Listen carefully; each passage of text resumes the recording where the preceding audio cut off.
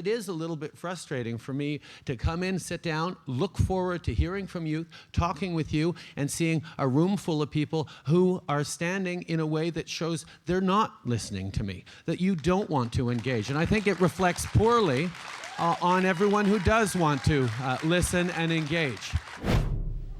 All right, there's something you don't see very often. Get used to it this morning. That's great. Okay, the power panel's back. Rick, Supriya, Robin, and Marty, who just likes to heckle basically as the panel were gets you there, going. Marty? Or? You were also a heckler. Go ahead, heckle away. Oh, me heckle away? Yeah, you. Rhetoric meets reality. Look, Trudeau, they were supposed to be the cynicism-free government, and if you look at their platform during the election, they talked about the importance of strong, stable jobs for our youth. Blah, blah, blah, blah, blah, and it's still on their website. I checked today. 1 year on, youth unemployment is unchanged. You have Morneau coming out and talking about things like job churn and that short-term jobs without security are the new normal in Canada. This is exactly the opposite of what they were saying, and this is the exact kind of thing that people get cynical about when it comes to the government. Okay, but Rick, when you got the PM in front of you, and he's going to take questions, and he's happy to talk to you, is heckling the best way to go about that conversation? Definitely not. Most people who watch that will look at it and think that was impolite, unprofessional, un-Canadian, blah, blah, blah. And it's a turnoff. People who do that kind of, engage in that kind of demonstration, in that kind of forum. It's fine to do it out in the street, carry signs and so on, but to actually go and try to disrupt the meeting that people are trying to have, where they're asking questions probably on some of the very same topics those people were asking, were thinking about, just looks, I think, counterproductive. I thought the Prime Minister handled it very well.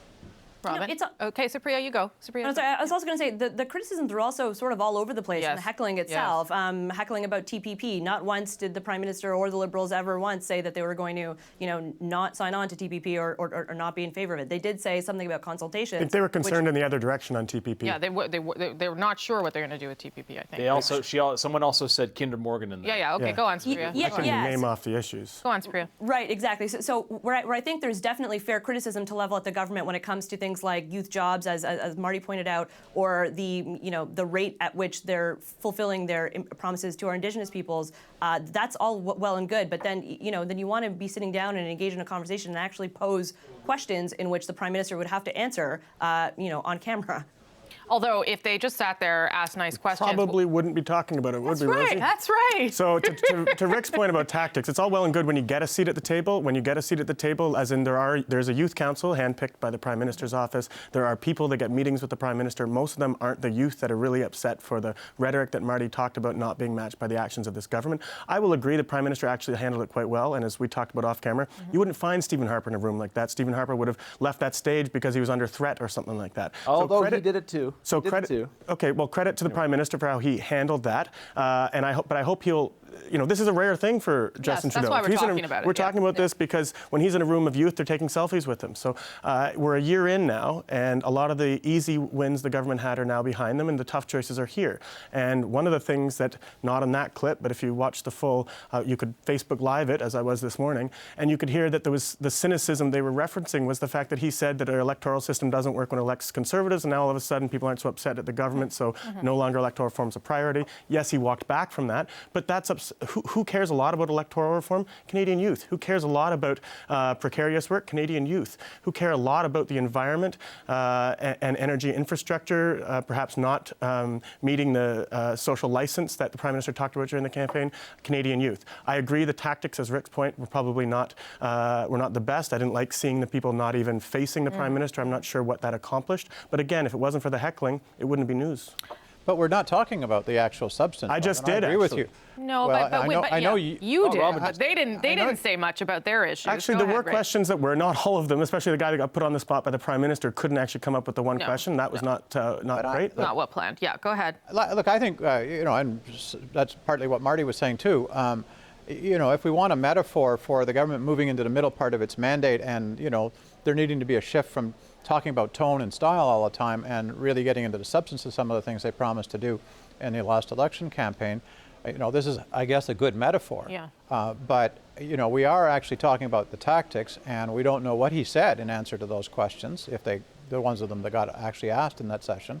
But I agree with what you're saying, Robin. This is time. It's time for the government to dig in. You know, typically the first year of a new government is about changing the tone, changing the style, changing some of the key people in different positions and so on. And the government's been doing a good job in all of those things, as you'd expect it to do. And now you get into the middle 2 years where the things that are going to get done substantively get done. And the last year of a 4-year mandate is mostly about setting the stage for re-election. There were actual substantive changes in that. The heckling actually came when they didn't like his answers. I know it wasn't, again, I'm not saying they're great tactics, but there were exchanges that were informative. But it's all over the news. But if you watch the full Facebook Live. The issues were everywhere. There was one guy heckling about the Phoenix pay system. There was one guy heckling about Indigenous affairs, which is all of those are problems for the government, for sure, right? But if you're all just yelling a bunch of stuff, I don't know. But what I'm saying is before the yelling, there were exchanges that you could actually hear those issues. Okay, so that's not just for your viewers to know that it wasn't just a bunch of heckling at the Prime Minister. They often were heckling because they didn't like his answers to their questions. Not everybody at Facebook Live watched it, like a nerd that you are. Well, I'm just a millennial here, Rosie. You know, Some of us had other things to do. Okay, Marty, last word. I would say that the heckling and booing of the Prime Minister today was no more and no less effective than the year-long selfie portraits that he's been taking with the same sort of crowds.